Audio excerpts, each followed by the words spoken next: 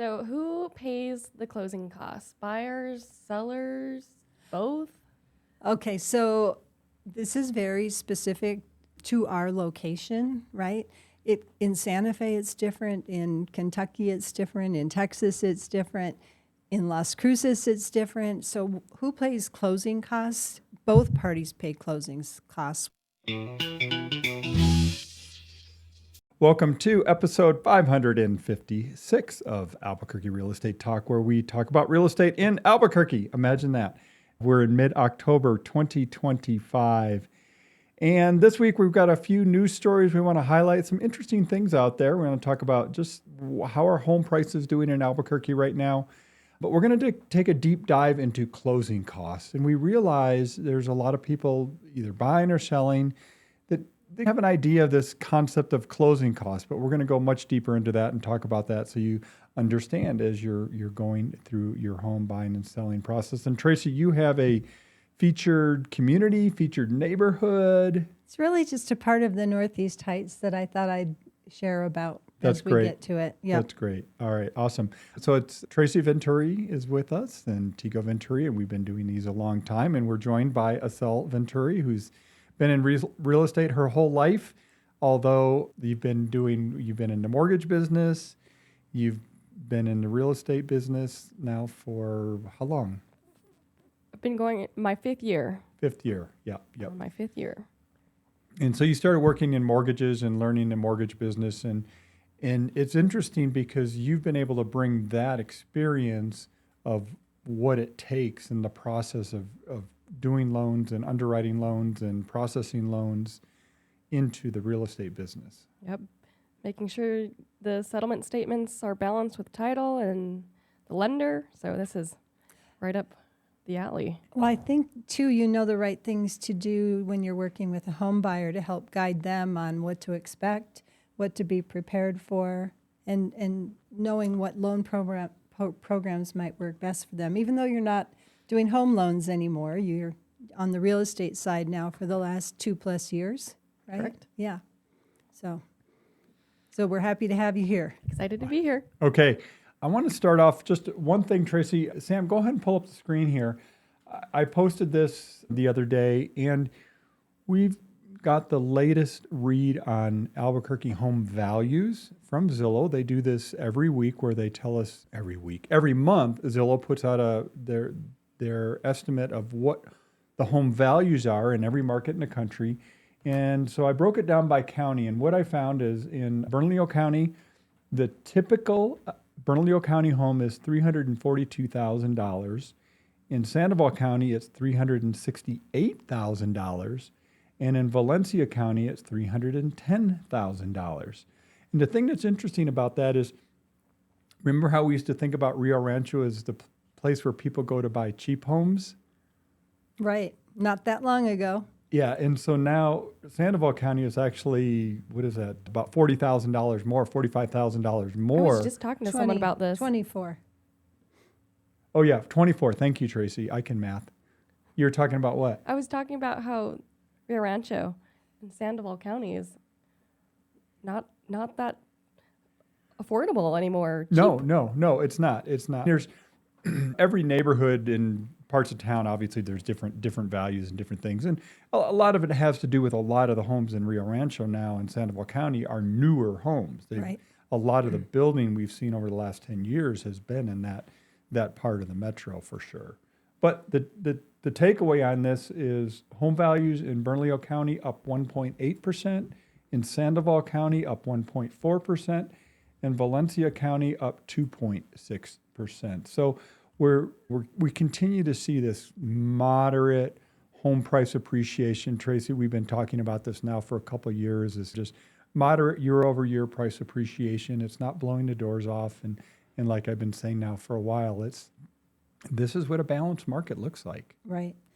It's interesting, Valencia County over 310. You think about what Rio Rancho used to be, and Valencia County, people have really, really embraced it, right? There's a lot of great new construction very close to the freeway, and a lot of people that commute to Kirtland Air Force Base or the hospitals downtown Albuquerque, they're choosing those new homes. So It's interesting when I talk to builders and or developers, they mention that working with Albuquerque is basically they treat you like, go away, we don't want you, leave us alone.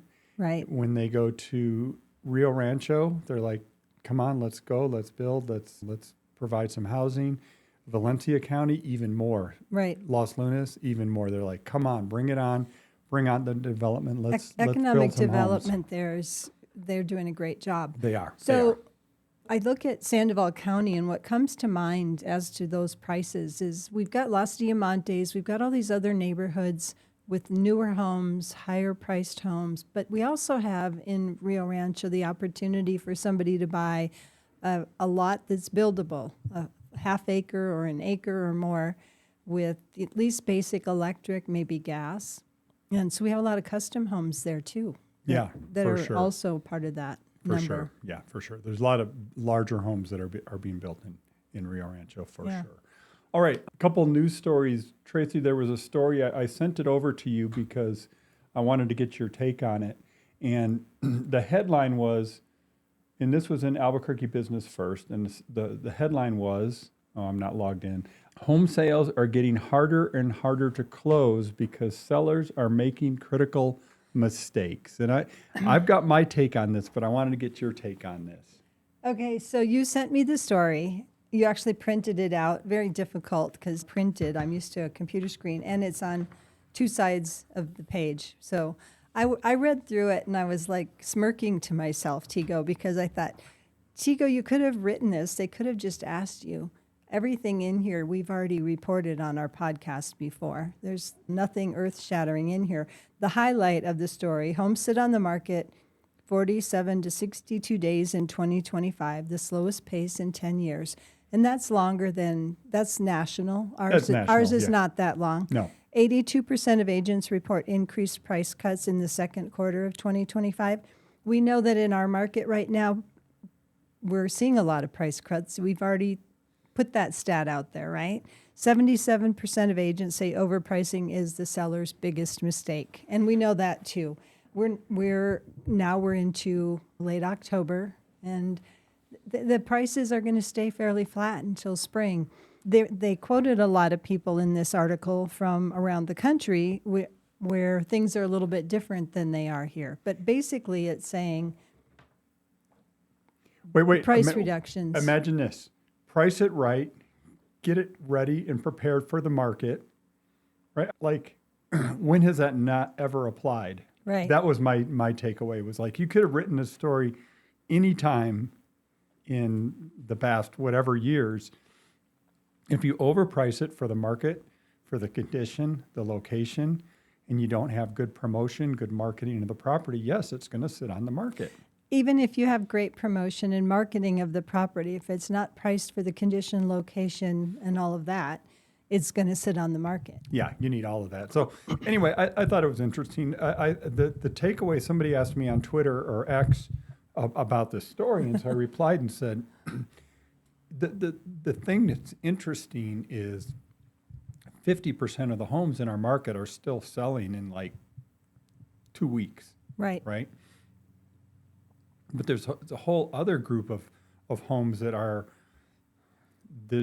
not. And of those homes, those unsold homes, 50% of them have reduced price. Right. So yeah, there's a disconnect between the good homes that are in desirable locations that are priced right and fixed up and ready to go versus some of these other ones. So Right. anyway, it's a story that could be written just about any time other than between mid-2020 and mid-2022, let's say. Well, it's in Albuquerque Business First, but it's really a national story. Yeah, it is. So It is. there we go.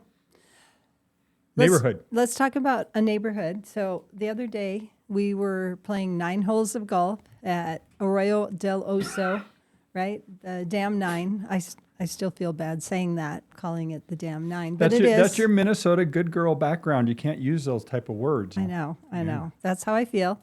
Anyway, I just was like thinking about, we used to have a really good friend that lived right on Osuna with her backyard, looking over the golf course and the mountain. Loved that location. It's so convenient, right? You can get to everywhere pretty quickly. So I was just looking at homes in that area. It's not like, I can't say it's Primrose Point or it's Tanawan or it's Loma, Colorado. It's sort of the Del Norte area by Arroyo del Oso. So if I bring up the map here, if you're online, I'll just pull up the map here. So Arroyo del I'm just Oso. looking like from San Mateo to Wyoming, north of Montgomery, and up to Osuna. So east of Del Norte High School, south of the golf course. Exactly what I just said. Yep.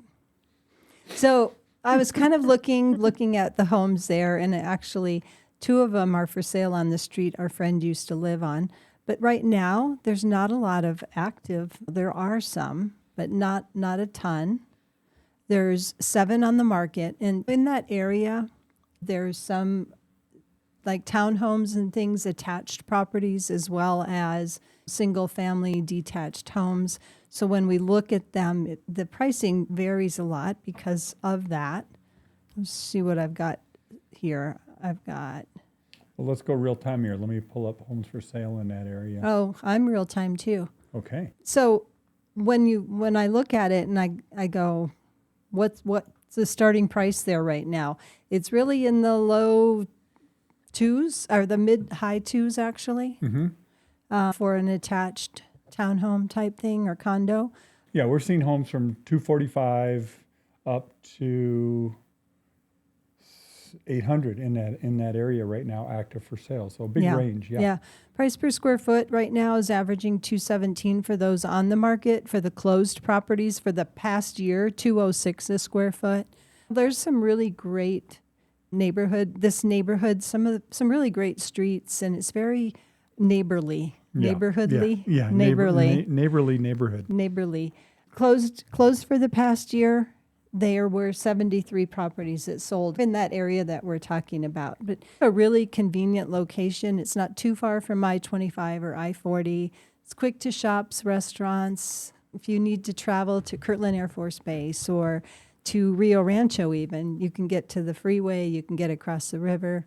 There's Sprouts, Sadie's, and Starbucks right over there too. Always thinking about food and drink. There we go. Exactly. Well, yeah, a lot of our favorite places are close to that neighborhood. Well, for it's sure. really easy to shoot down to Uptown from there as well. Very easy. Yeah. Monroe's is right there on Suna, Well, one of that's my important. favorites. Taco. Casa Taco, yeah. Arroyo del Oso golf course is right there, and it was beautiful playing that course and being right there. To have a home there that you could ride your golf cart over to Arroyo del Oso would be great, wouldn't it? Yeah. What? Are you trying to sell me? Did you have a house picked out for us? We're ready to move. Is that what you're saying? Yeah. No, I was thinking that we need to play more golf. Yeah. Beautiful. You've got the beautiful mountain view, and it's just a beautiful public course. It is. Yeah. So that's all. Okay. So let's talk about closing costs.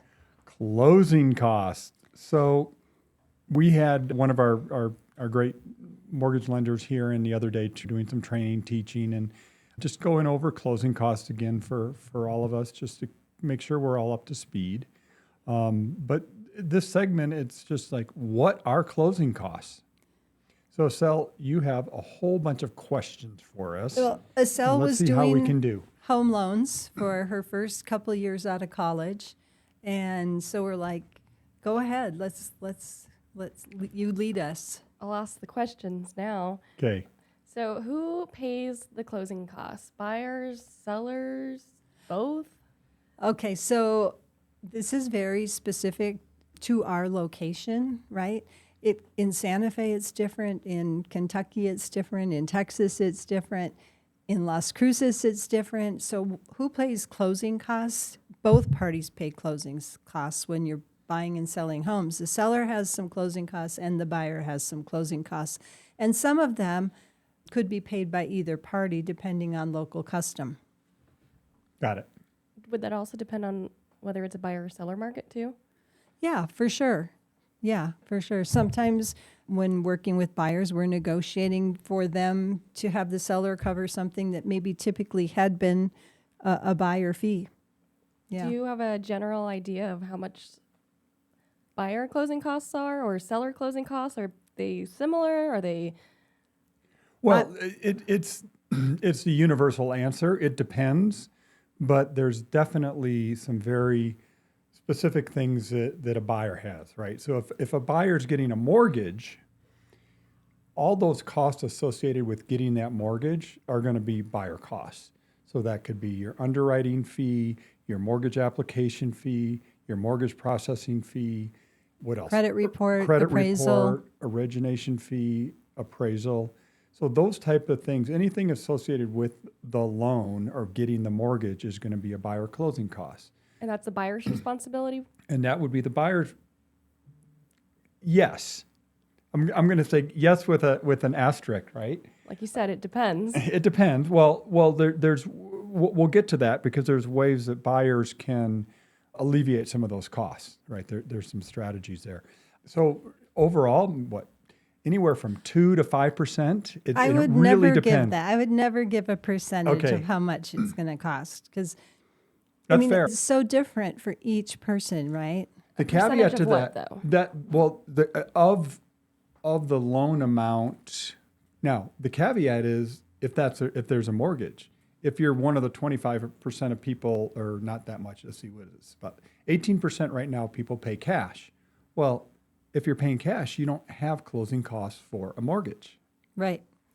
There's very few closing costs. Some of the closing costs when you're paying cash are not always closing costs. It might be the cost to do your home inspection. It might be that you want a home warranty. It might be a pest inspection, things like that. And then your closing fees are very minimal, very minimal. So what exactly is included with seller closing costs?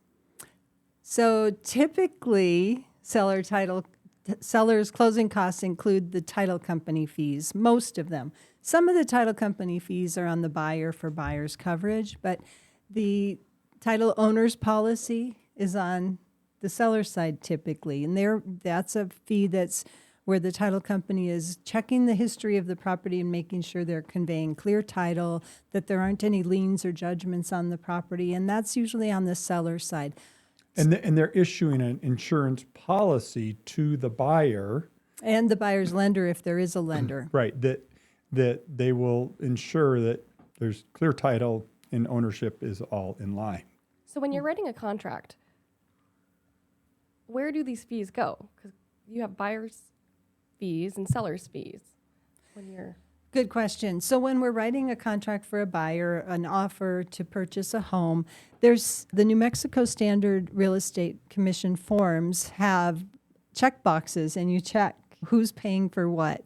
And you can add an addendum. So maybe something you've got it on a buyer side or a seller side, but you actually want to get a credit maybe from the other party to cover something. We just put an addendum together. So something we haven't talked about yet, and we need to, is commissions, real estate fees, the fees that are paid to a real estate professional to help either the buyer or the seller. And just right up front, there was a lot of news about this last year about who pays closing costs or who pays commissions. And again, I'm going to say it again, they're negotiable, right? The seller contracts with a realtor, a professional to help them sell the house, and they agree on what that fee is. A buyer goes into an agreement with a buyer broker and agrees on what that fee was going to be. Now, when the contract is written, there may be a negotiation on who's paying certain fees. If the buyer doesn't have enough money to cover their broker's fee, they may ask the seller to cover that cost, right? So there's a lot of back and forth. That's why when we talk about closing costs, we always have to say it depends, right?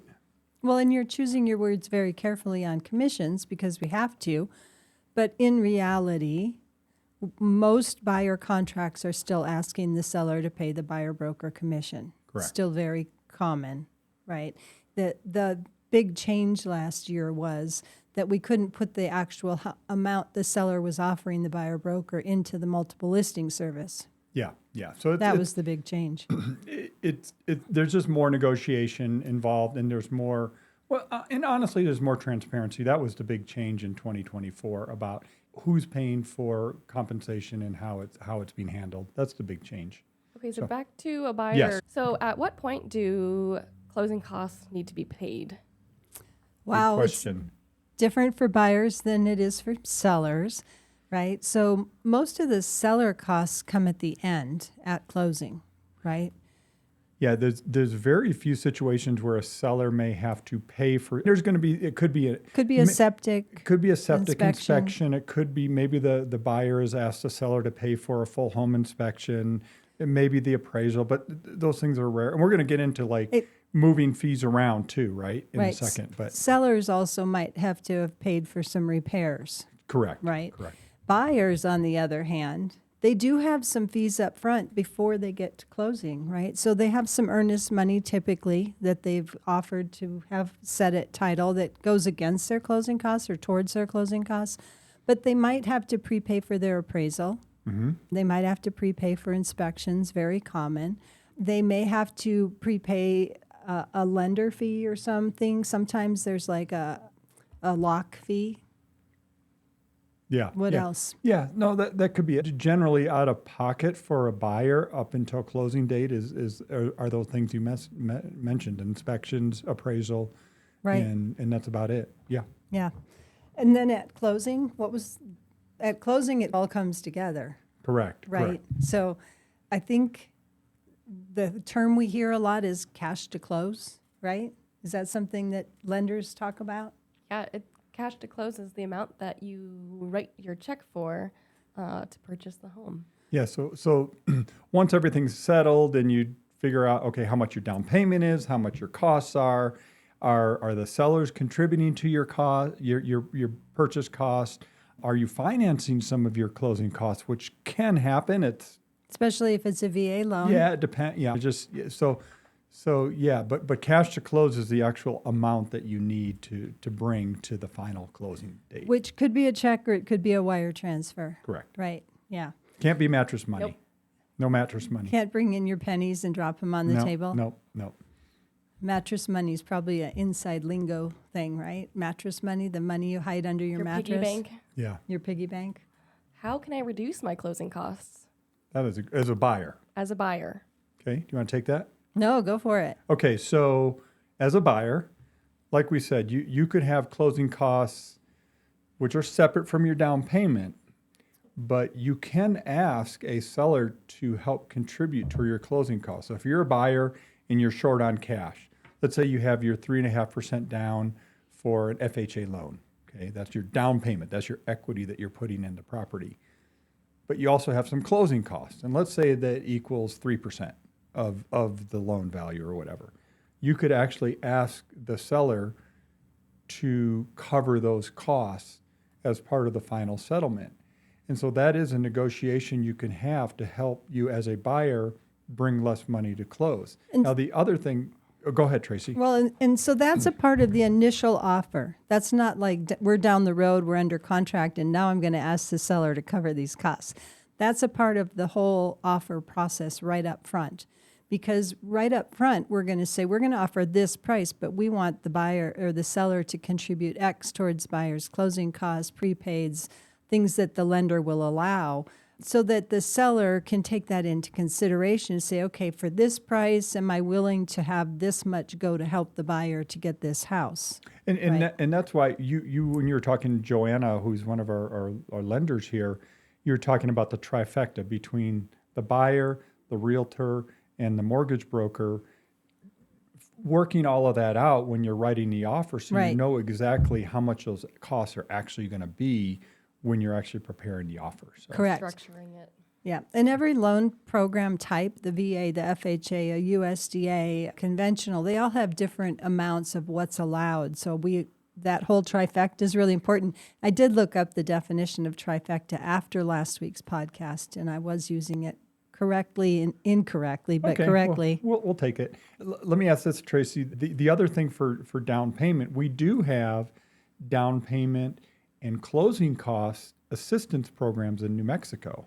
Yep, we do. The Mortgage Finance Authority, I know they have a new name. Housing New Mexico. Housing New Mexico is one of the programs. There's more than just that. But yeah, if you qualify income-wise and credit score-wise and things, there are programs to help people get into homes. So it's a great option. I just have one last question. At what point do you see the number, the closing cost numbers? Oh, Good point. You want to take that? yeah, that's very much right at the end, unfortunately. It all comes together about the day before you sign your closing documents. So we get that final cash to close, clear to close, everything comes together right then. However, let me just back that up. If you're a buyer, when you first make your loan application, you know this as a previous former lender, you have to get a disclosure on what the closing costs. It's an estimate, right? It's called the loan estimate, the LE. The LE, the loan estimate. And so that's where the buyer has a disclosure on what those costs could be. Right? And then if you're a seller, Tracy, we give them an estimate right up front. We do at Venturi Realty Group, we put together an estimate that we don't know yet what repairs might cost them along the way, but we can be very close on the closing costs for most items on a seller side. Yeah. Yeah. But like I said, the final number isn't usually until the day before. Yeah, very Signing. much right at the end. Yep. Just like my Okay. question. Yeah, yeah. Awesome. So obviously there's a lot to this, and closing costs covers a large area, and it can mean a lot of different things. And not really mean a lot of different things, but it could be very different depending on the type of loan, depending on the buyer, depending on the seller, and maybe what the seller's willing to contribute, and on the buy side. But if you're a seller, it's a little more straightforward because you're going to have your, again, customary in New Mexico, typical, customary, whatever you want to call it in New Mexico. In Albuquerque. In Albuquerque is Yeah. that sellers pay for the buyer's title policy. I mean, that's not set in stone, as can be negotiated, but for the most part, the seller pays all the title closing fees and the title insurance policy, and they pay their own brokerage commission for selling the home, and they may or may not pay the buyer broker's commission too. So that's on the seller side. But again, everything's negotiable for the most part, but people can set their own fees too. Okay, so if you're thinking about buying, selling, just give us a call. We'd be happy to help you. Sit down, go through it, put together the numbers as best we can, and make sure we're working with good lenders if we're on the buy side that can really lead you correctly and get you into the best loan program for you. We're here and happy to help. Give us a ring, 448-8888 in the 505. Awesome. Take care, everybody. Thanks for tuning in.